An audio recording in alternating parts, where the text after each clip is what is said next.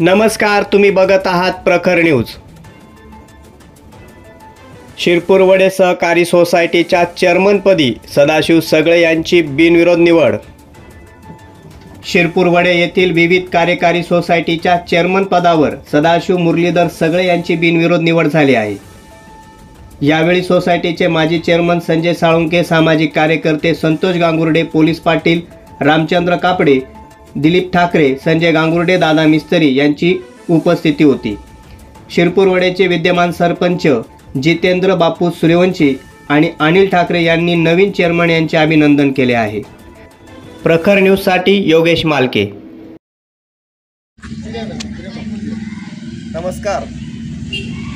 काल झालेल्या विविध विकास कार्य सोसायटीच्या चेअरमनपदी आदरणीय सदाशिव मुरलीधर सगळे मामांची काल वर्णी लागली। या ठिकाणी बिनविरोध त्यांची निवड झाली।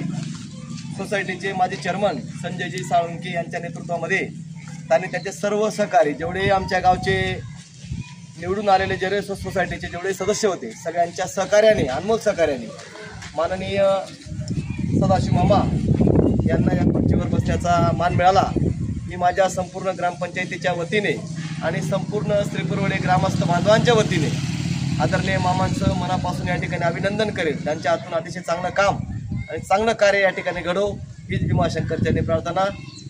नमस्कार।